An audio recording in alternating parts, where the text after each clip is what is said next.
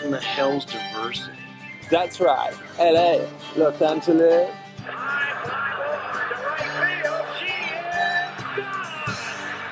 You want to do the man dance?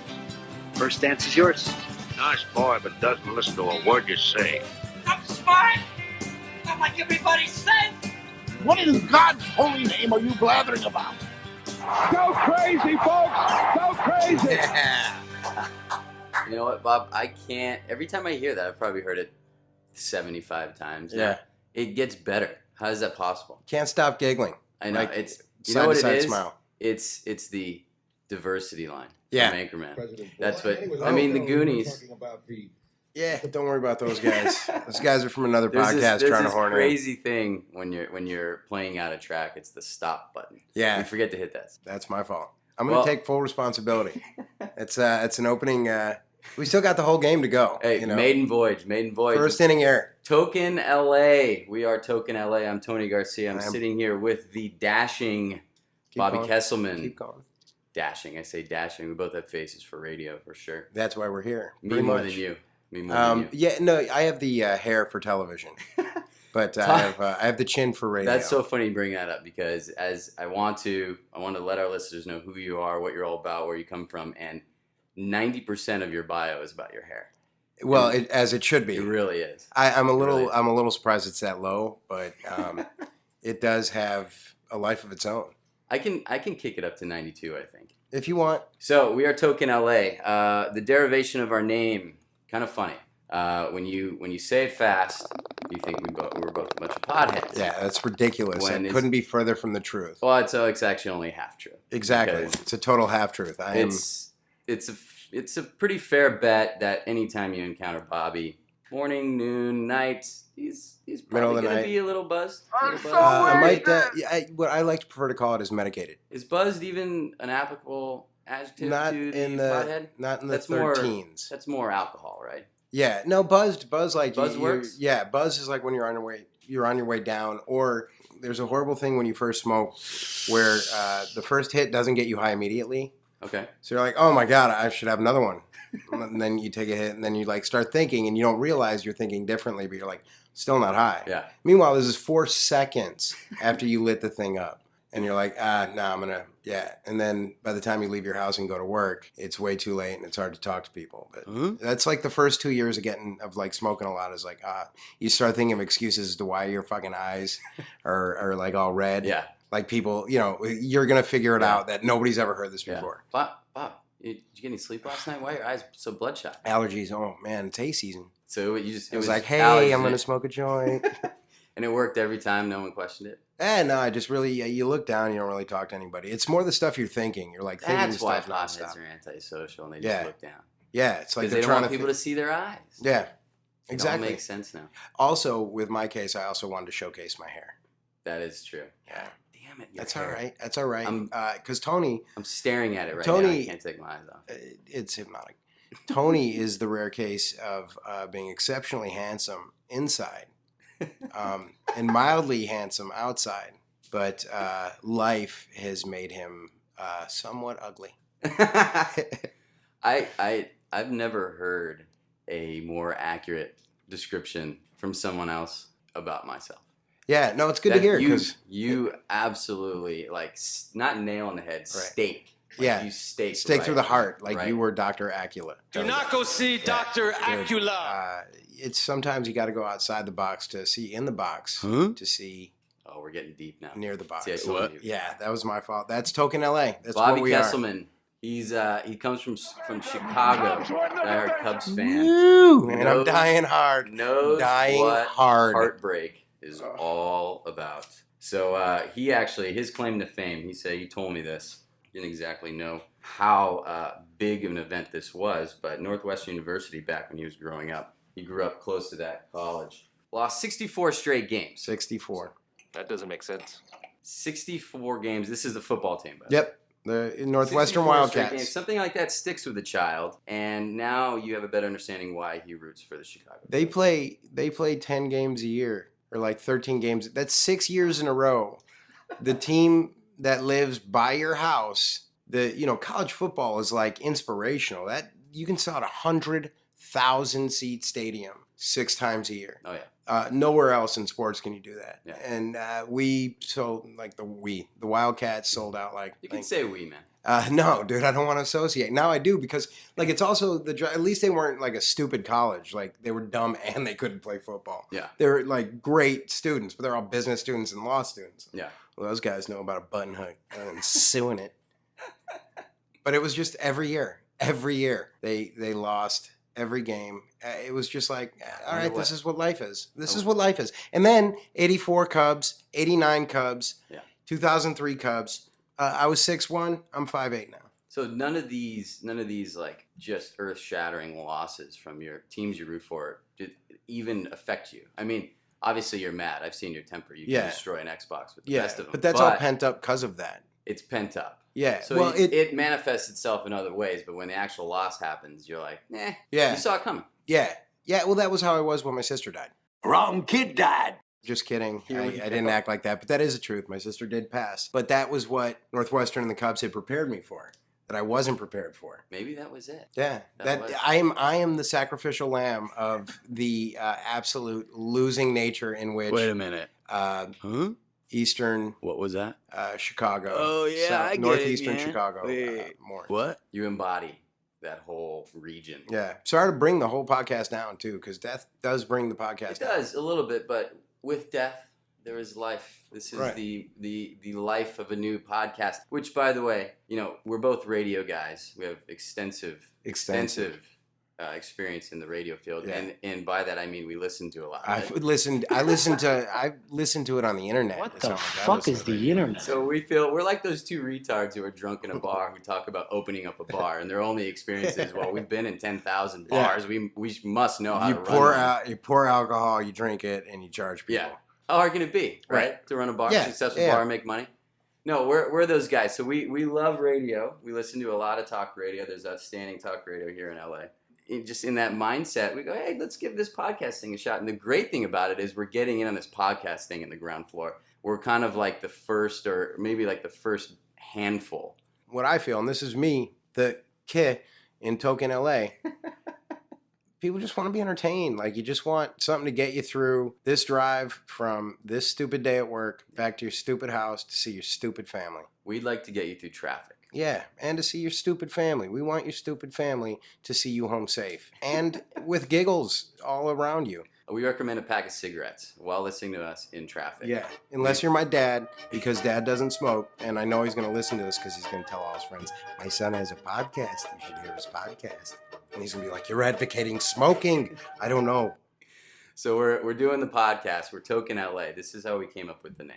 We love how Los Angeles especially, like, we are the epicenter of all things celebrity in Hollywood.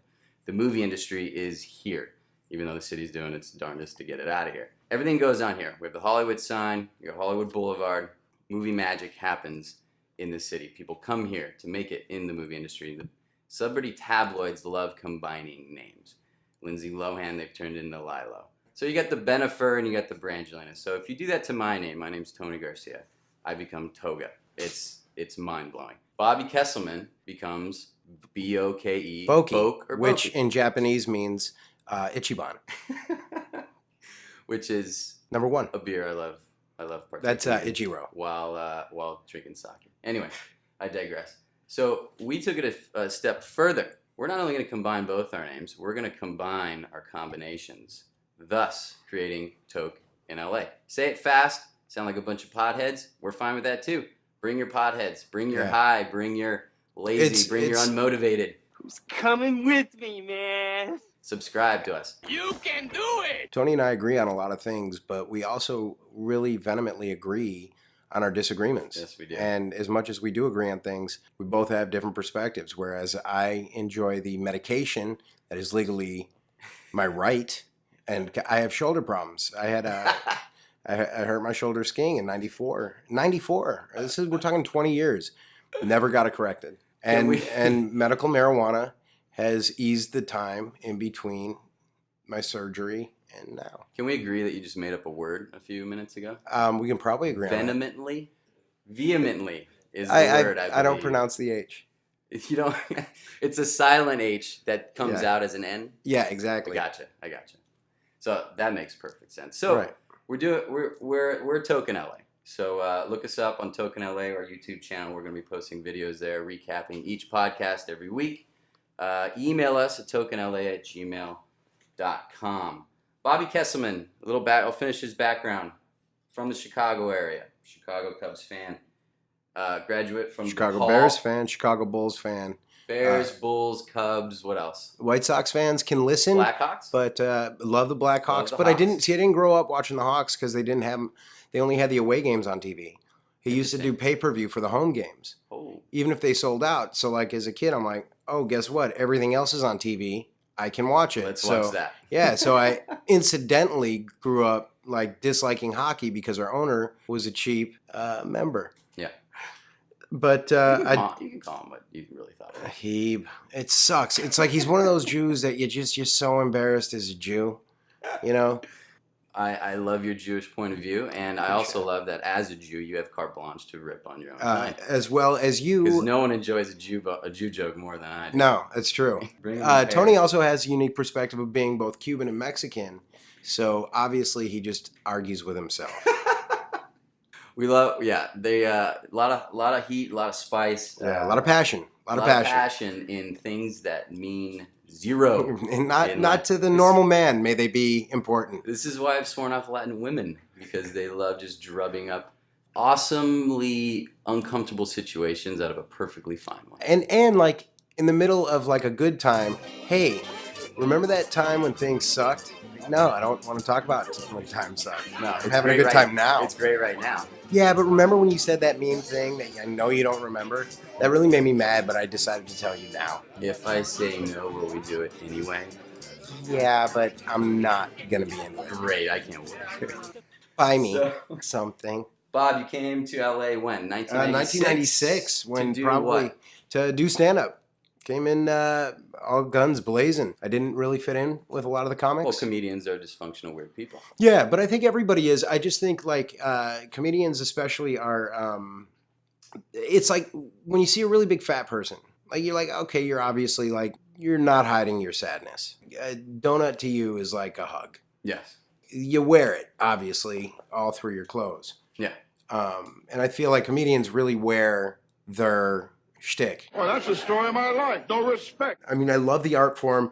I hated the business. Yeah. And I never traveled, but I do 10 minutes here, 15 minutes here. And I always try to connect with the audience. But the rest of it, I was piss poor at dealing with. And that's like the thing that really, I wouldn't say it eats away at me, but it's like you think about it, like, what if I would have done this? And you move halfway across the country to the most competitive, city there is. Yeah, never thought of it that way. To stand on a stage, face a bunch of strangers, and try and make them laugh through a microphone. Yeah. What switch flips in your brain and when to decide to do that? Like, I think it's, you just want to do it. Like, I never understood people are like, I'm so, such stage fright to do it. Like, why are you doing it? Like, if you don't want to do it, why are you doing it? See, here's the other deal with Tony. Tony was a minor league baseball player for 6 years. Was drafted by the Cubs, 13th round. Two very unlucky things in one tidy package. With his $400 signing bonus, he bought a They ticket. threw in a box of seeds. In a box of seeds. David's, too. David. Yeah. The good stuff. Yeah, the goods. Not those The champagne. Frito-Lays. Yeah, none of that The garbage. Davids. Tony, I feel like you've lived 50 years in your in probably your first 25. Homeschooled until junior high, I believe. Up until through junior high Yeah. until high school. And if you don't know what homeschooling means, it literally means you're schooled in your home. I woke up and we reported to my mother in the living room for Both principal and teacher. class. She was judge, jury, executioner every day of my life from the age of, obviously since I was popped out, but school-wise from the age of 5 to, 13 and a half, 14? Yeah. And But not, and also the 5 Wonderful, years wonderful. beforehand. She also got those 5. It wasn't like you were like out of town. so, yeah, this is one of those, homeschooling for me was one of those things where, you can't shoot spitwads at the teacher because the teacher can bend you over and smack the shit out of your ass. So, And wants there to. you go. And enjoyed it. Yeah. That's like there is a point like as a kid when you're getting wailed on where you look up and you see they are kind of I enjoying sneak it. a peek every now and then. I look behind me and go, "What is that glint in your eye? Like, Exactly. you are enjoying This is a you psycho I'm devil. dealing with. I'm living with a psycho. You're beating the piss out of your son, and you like it." I had to sleep with one eye open.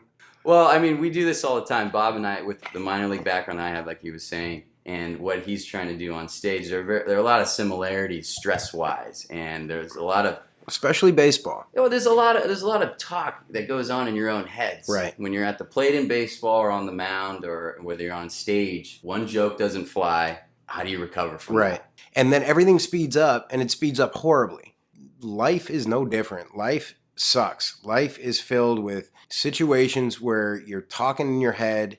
I think we were talking about it last night, is why is the default in our brain set to make your life more difficult by telling you you're a piece of garbage? Yeah. And that's purely what being in entertainment and being in sports is all about. Instead of every night going to bed going, boy, you know, I made some real progress. You're like, I stink. I could have done this. I could have done that. Nobody likes me. Man, my dad hates me. Yeah, your dad does. I know. All right. Well, I mean, what dad wants to, you know, Pudgy little. yeah, come in the kitchen before going off to work, and his pudgy fat little son's there just scarfing down donuts and cereal. And he likes donuts. And that's how I got to know him. Tone and I are both huge stand-up comedy fans. And I think Obsessed with stand-up comedy. one of the things that we really bonded over, ironically enough, was Mitch Hedberg. Yeah. And absolutely loving Mitch Hedberg. But we also have an unbelievable love for Bill Burr as well. Yeah. It's Bobby's show. This is roughly a year. It's like 2 years ago now. So we're having a drink outside the Comedy Store. I think probably a smoke too. And we see a little hubbub going on around a certain individual. Can't see who it is yet. I walk out to the street, realize that it's about 6 or 7 girls going nuts. Dude, there is an epidemic of gold digging whores in this country. So his car pulls up. He sheds these maniac crazy girls. Dude, there is an epidemic of gold digging whores in this country. And as he's walking to his car, I would also like a picture. Of course. Who wouldn't So, want a picture with Bill when am Burr? I going to be able to see Bill Burr again? Right. Prospects aren't looking good for me No. to ever meet Bill Burr. No, it's not probably ever going to happen. So what do? Guy's waiting for his car, getting mauled in the process. I go maul him as well. So I go up to him and do the proverbial, hey, big fan, mind to take a picture? And he's doing the like, oh well, and like kind of like trying to skip away. It was while talking. talking. he was in between moments. It was not unfair, but it was like a tough moment. But he was totally cool with it. Turned around, he's like, yeah, absolutely. Yeah. Well, I mean, I think if he wasn't mauled by the girls prior, to me getting there, I'm sure he would have been fine. But just those awkward girls tapped timing. him out. All he wanted to do was get in his car and get. And now it's like the hell some out of it. 30-year-old guy who's like, hey, I love you, man. This idiot with a Pepperdine flat bill hat on. I had a solid buzz going, and I just want to take a picture of him. But the guy was gracious enough, got me the pic. Yeah. I still have the pic, love the pic. Probably the only time I'll ever Also, get to meet Bill Burr. and for me, really awkward moment. Oh, where yeah, this was awkward. he kind of, I think, thought that I wanted to get a picture taken with him, which I did, but I was like, I fucking performed upstairs in front of 22 people. Yeah, and you didn't want to do what I just did. Yeah, so I was like, hey, and I have my Dick shirt on. I have a shirt that is Bears colors. It's dark blue and orange, and it says Dick on it. And he's like, nice shirt. And I was like, thanks. And then we were both like, all right, that was just a lame exchange between two grown men. All right, take it easy. And that was my only. And then there was a experience with weird Bill Burr. handshake thing too. No, you went pound, he went hand, open hand, and then there was just a bad exchange. Yeah, there was. We were on 2 different pages. He put his hand out, actually. I already had my hand going up about shoulder level to just give him a quick pound. Don't know if he's a germaphobe or anything. Yeah. So we stood there. He's got the hand shake out. I've got the pound up, almost eye level. And it's a frozen 2 seconds in time, which end in, we didn't do either one. He turned around and went into his car, and this is horrible. all kinds of awkwardness. They should just make babies illegal for like the next 25, 30 years. So, Bob. Yes, sir. I've seen your show. I've seen you perform. I wanted to several ask times. you, who would you say I remind you of when I'm on stage? My knowledge of old school, old-timey comedians Right. is very limited. My guys are from, I would say, 2000 on, embarrassingly. Right. I mean, I'm aware of the Carlins. I'm aware of the Stephen Wrights and The Hickses and the Lenny Bruces. Not so much. Hicks. So I smoke a lot. How much do you smoke a day, sir? 2 packs? Pussy. I go through 2 lighters a day, dude. All right, so. I also want to make clear that I don't consider myself a comic. Because I've done stand-up primarily in LA, everybody who knows me considers me a comic. Like, I don't consider myself a comic. Oh, I didn't know that. So comic means you're going around the country. Man, you're doing making your your living Gotcha. doing comedy. Gotcha. You're getting on every crappy flight. You're dealing with crappy promoters. I hate traveling. I hate flying. So do the quote unquote true comics kind of snub their nose at you? Oh, absolutely. Okay. Who the fuck are you? Huh?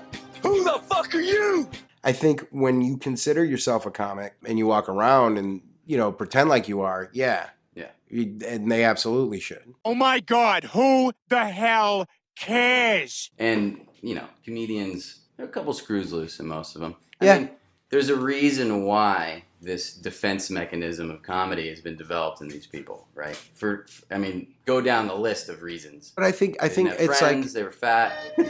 oh my God, my dad hates me. Like, I think it's more highlighted because they're doing it with a microphone with people staring at them. Everybody's got their own torture. It's just, you know, like plumbers can be tortured people. Mm-hmm. You don't see them on TMZ.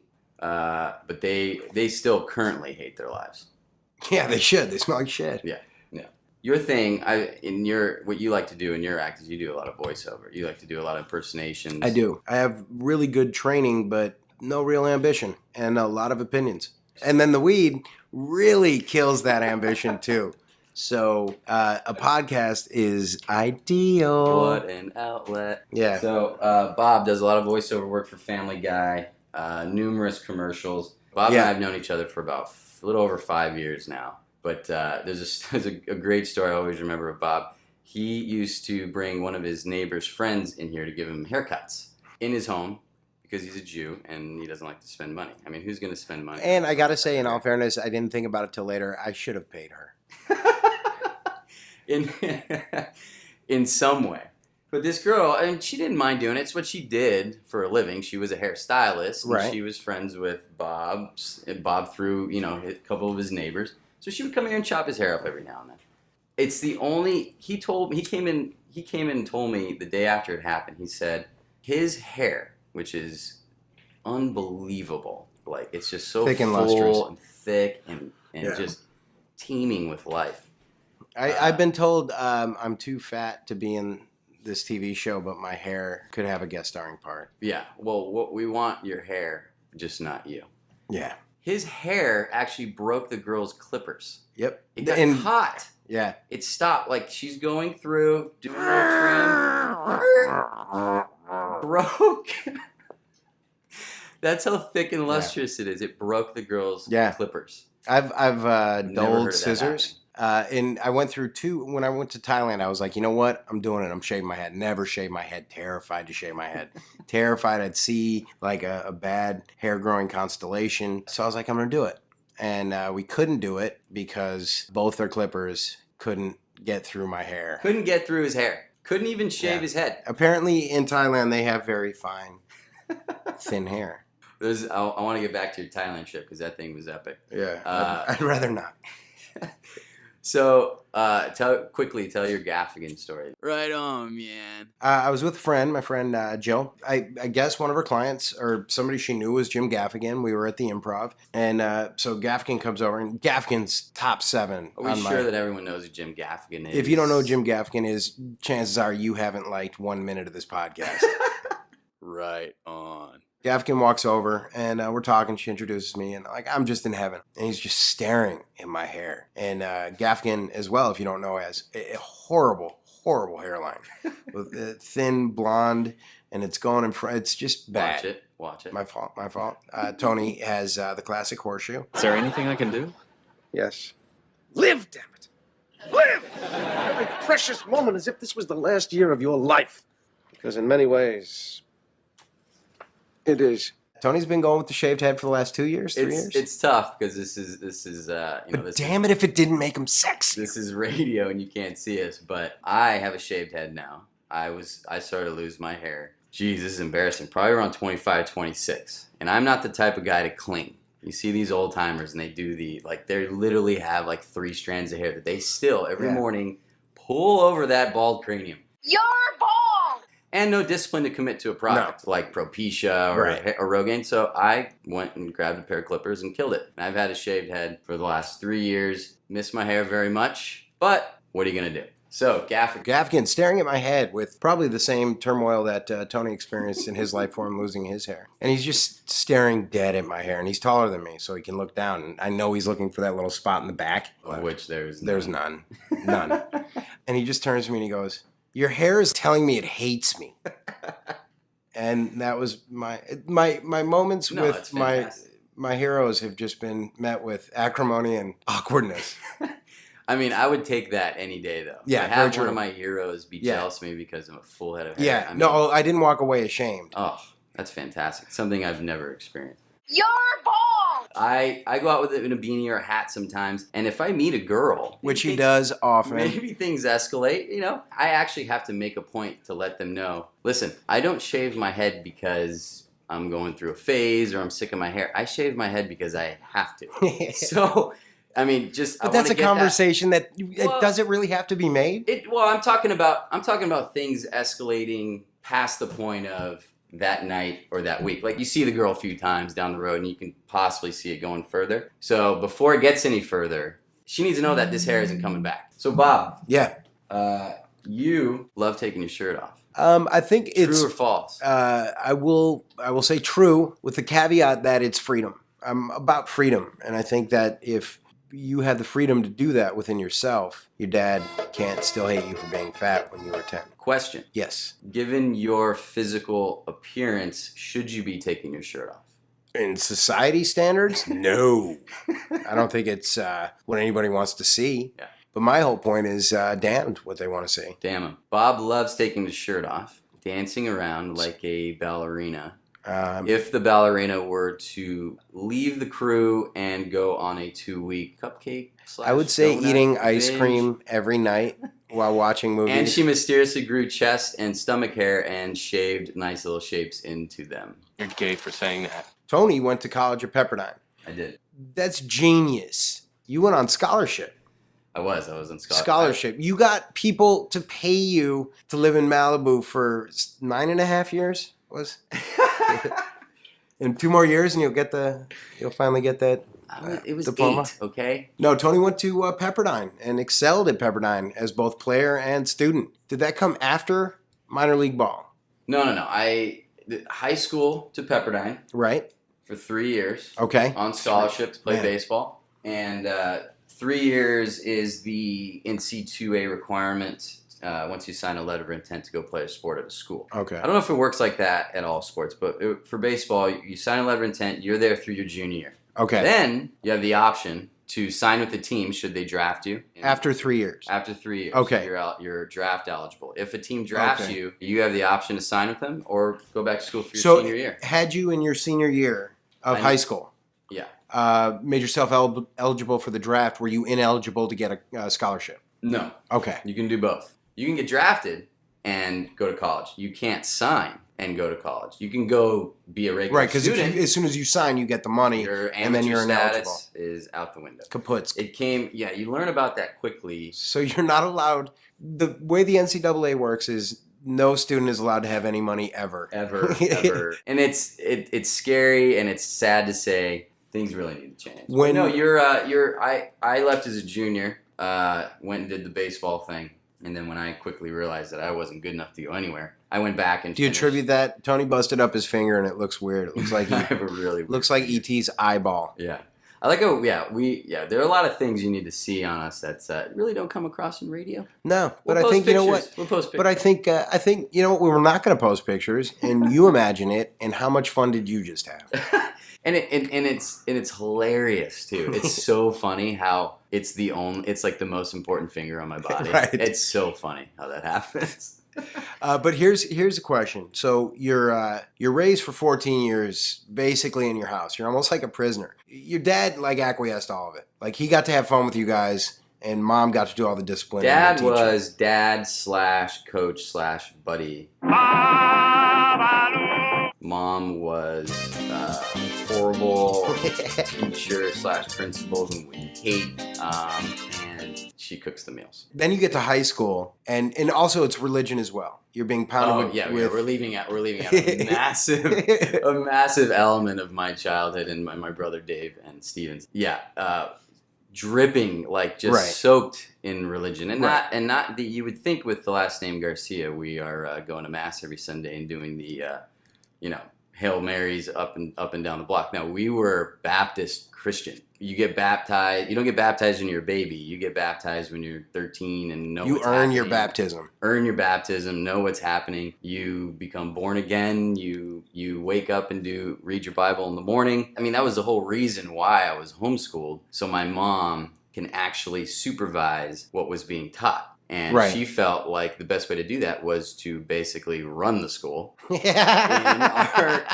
our living room. And just have you guys as her students. A student body of 3 in her living room, constant supervision. And I'm not making this up when I describe this, but I would open up a textbook. Let's say it was math. You have your problems on the paper. On the right and left columns of each page, there would be Bible verses. And what those had to do with math? Still trying to. Well, it all adds up. But it was just so you didn't forget who God was and that He loves you. That God loves you for getting this problem wrong. And God's will is you figuring out what times what equals what. So that was homeschool, and religion was the main driving force. The big, huge, massive wrench thrown into that religious plan for my life was the game of baseball. Because I had to go outside our front door. And outside the front door are people without maniac upbringings like me. And I realized quickly that my life wasn't normal. And I learned a lot of the world just by being in dugouts with these kids who I didn't go to school with, but 2-3 times a week I shared a dugout with and a field with. And I'd get patchy stories of what they did for fun and would kind of like piece it together and bring it home and bring it up to my mom and get smacked and then try and piece it together the next time I went outside. So quickly you learned to stop telling this to mom. Oh yeah, you learned quickly. My mom's favorite move was this.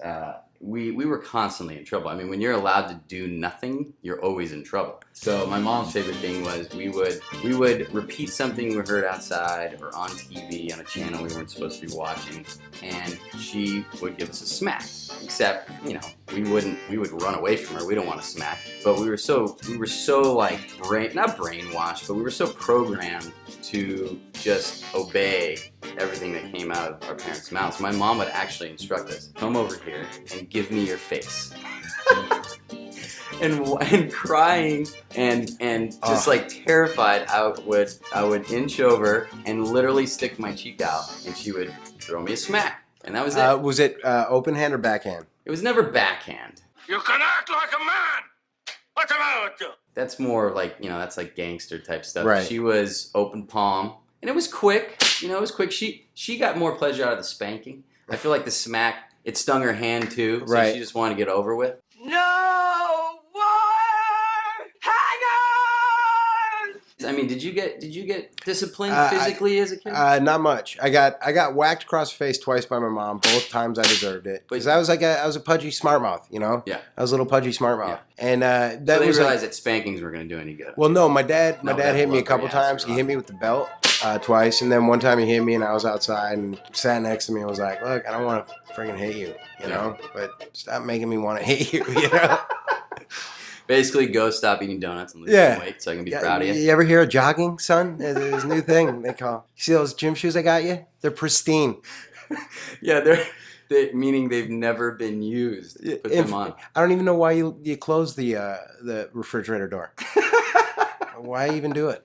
Why don't you just friggin' live in there? So you're saying, did you just pinpoint the 2 or 3 only times you were physically disciplined as a kid? That's all it didn't happen very often. Huh? You know the line. And both times I got hit in the face. I knew I crossed the line. Yeah. But that was one of those things where you're saying like, can I push it? Oh, wow, no, I can't. I can't push it at all with mom. My mom used to do this thing from the front seat, whether she was driving or as a passenger or my dad was at the wheel. She would do this thing where if we were too loud in the back seat, she would throw us a couple verbal warnings, like, hey, calm down, or quiet down.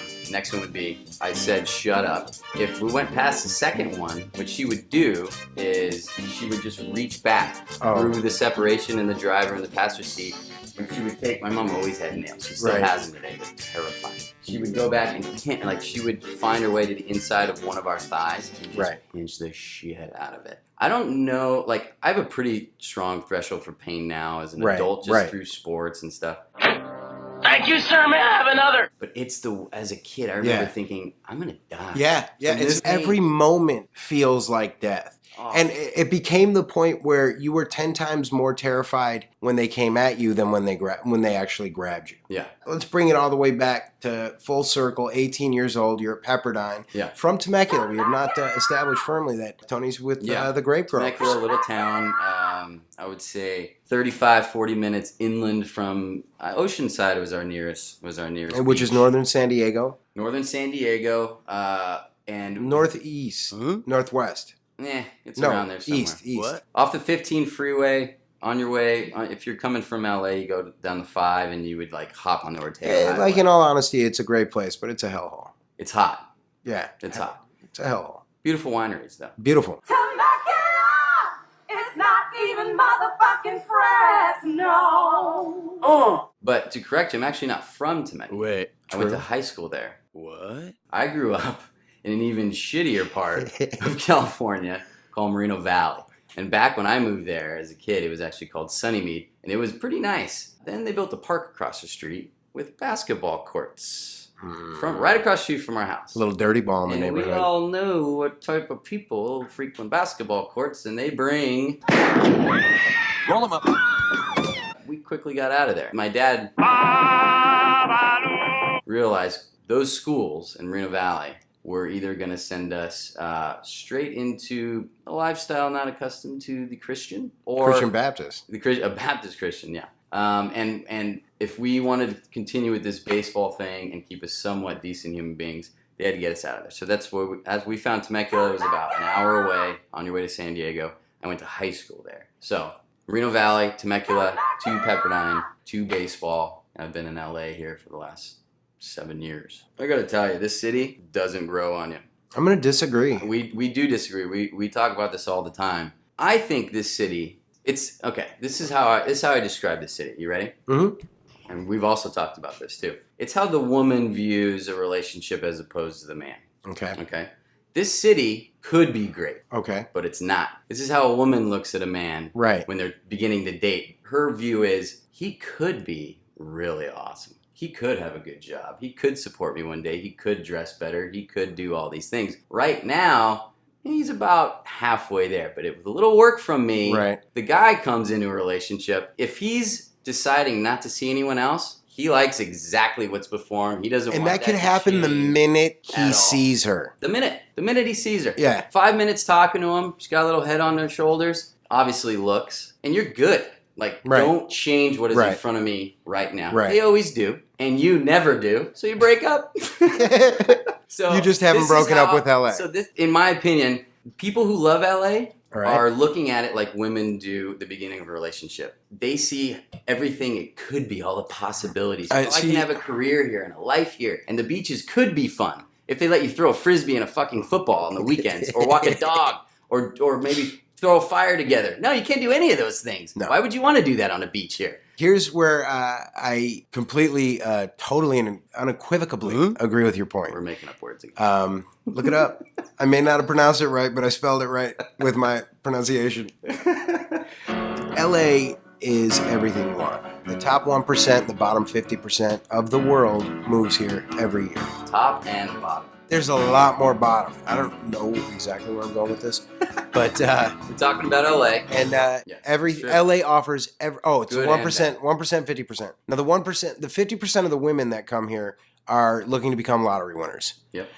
Whether they're acting, whether they're singing, whether they're looking for husbands, it's hitting the lottery. Yep. with my special couscous, I can attain everything I always wanted. And then inevitably what happens, whether they succeed or fail, nothing that they've worked for is ever satisfying enough. Sure. So the women in Los Angeles are never truly satisfied. They're never truly attentive to you the way they are in Chicago, in New York, in Pittsburgh, in pretty much any other city in the world. How often do you meet a girl or anyone who's actually from LA? It's very rare. No, I mean, but I've been here I've been here almost 20 years, so I've met everybody you can meet. Like, you know, people who are here on a night from Turkey to people who grew up in West LA. So you're saying you meet, the amount of people you meet that are from here that are not are the same?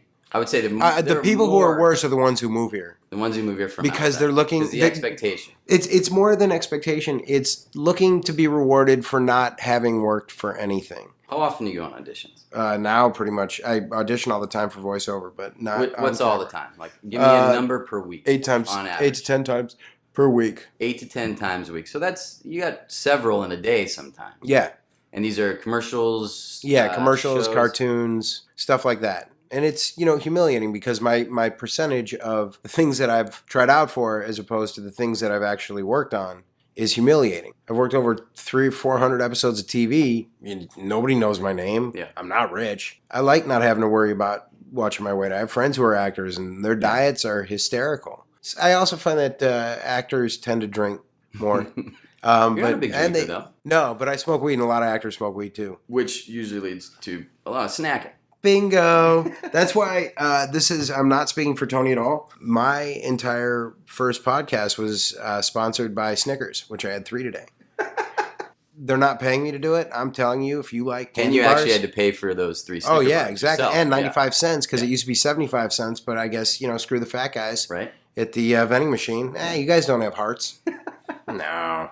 No, let's go. I've always wondered, because I've never experienced this ever. I mean, you've been through a lot that I have no clue about, vice versa. Right. Wrong kid died. Give me a typical audition. Next. Yeah, it's lottery. Because it's lottery. they get run.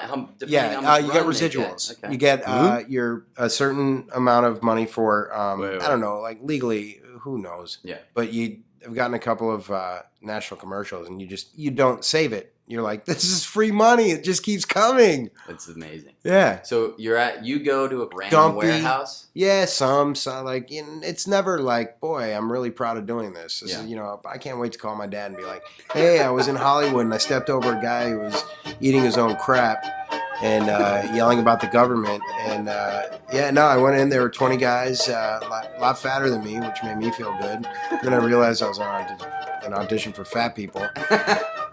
Then I went in, I read one sentence, looked at the camera in front of people who could have cared less. Gotcha. Dude, there's been stuff I've walked out of that I was like, I should get a call before I hit my car. Gotcha. But you never know. No call. Nothing. Not even a. Well, okay, so like your last big one was you had the Jack in the Box commercial with the Philly cheesesteak. I'm busting your chops. The cheesesteak's good. Yeah, but that wasn't a national commercial. It was a regional national. How did you feel leaving that audition? That one I ran home on my lunch break, recorded it, sent it to my agent. My agent sent it to them. They called back. Oh, no kidding. Like that was like instant. That one was instant. That's right, because it was only your voice. You weren't actually in the Yeah, I just did did the voice of one of the Jacks and the fancy.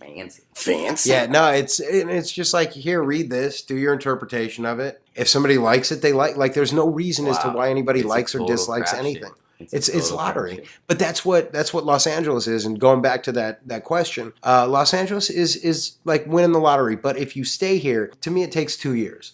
First year is you're like, I can't believe how mean everybody is. Yeah. Nobody calls me back. Everybody's like, nobody's a good friend. And then you meet like some people and then they move. And so you get used to the people. And the second year is just perfecting how to maneuver in the city. And you figure out where everything is, and then the rest is we forget too, because we never go over there because we're West Siders. There's the Valley. I mean, you live right next to work, right? And you have hardly a commute. Getting you to go to the Valley, like someone has to actually pay you to go over the hill, right? Yeah. I mean, it's hard. I like the Valley. I started here in the Valley. I started in Reseda. Then Studio City, and then Sherman Oaks. I started in the Valley, too. My first place in LA was Van Nuys. Oh, right. Victory in Sepulveda. Oh, man. Lovely neighborhood. Yeah. I had a 1-bedroom apartment with my girlfriend and later a dog. that she decided to get outside of my knowledge, which was fantastic. In a one-bedroom apartment that doesn't allow dogs. It's fantastic. It made all the sense in the world. It was great. And we ended up losing our whole deposit. That stupid thing shit all over the place. All over the place. Like, it was unbelievable. Anyway, yeah, so everyone starts in the valley. Right. Because... But I like the valley. When you don't know because it's like LA, the suburbs. I grew up in the suburbs. It's the did you suburbs. say you like the valley? Yeah, it's just no too one hot. likes the valley. If my job was in the valley, I would live right next door to my work. You're out of your mind. Nah. Why? I hate driving. But, that's the great irony of me living in LA. Okay. But I hate driving. But all the work, especially with what you're into, everything's on the west side. You have to come over the hill. Yeah, but I don't. So what I love about driving around LA, I mean, I avoid it like the plague, but sometimes you have to, is the light turns green and no one's going. It's because that retard at the front doesn't know green. Because he's on his phone. And I'm sorry, like if you can't operate your phone and drive at the same time, you shouldn't have a goddamn driver's license. Text, call, anything. Right. I'm sorry. Maybe the teenager who doesn't need an extra distraction, I get that. But someone over the age of 25 should be able to talk on the phone and drive. I digress. It could be the phone, but I think it's just the typical Angelino. You're so money and you don't even know it. Has so much going on. Right. That I think it's so easy when you're in your car to just kind of drift off and forget, like, I'm at a stoplight and you've got like 18 people behind you wanting to, slit your throat because you can't see that green. The green only stays up for about 3.5 seconds anyway. So, I mean, that happens 2-3 times every single time I drive. Right. And that's what the city does to you. Yeah, but see, I've eliminated that. But see, I eliminated that from my life. This is like what I mean about LA. LA offers you the opportunity to either participate in the things that drive you crazy or the things that don't. Like LA is open 24 hours, doesn't act like it, but LA is open and available. Anything you want, any point in time is available. As long as there's parking. Yeah, because there ain't no cab to take neither. And the city also really writes a lot of tickets because it's good money. And that's why they hate that Uber stuff, is because it's taking money away from drunk driving. Love tickets. We love Uber. This is LA. Lots more to talk about. We are Toke In LA. This is, you guys just listened to our maiden show. And this is what we're going to do once a week. We're going to talk about this wonderful city we live in, from the beach to the valley, from downtown all the way up to Ventura County. We live here. We know what's going on. We're Bobby Kesselman, Tony Garcia. Really appreciate your time. Hope you enjoyed it. Hope you get home to your stupid family. And I hope you give them a special kiss and be like, you know what? Love's on me tonight, guys. What in the hell's diversity? That's right. LA, Los Angeles.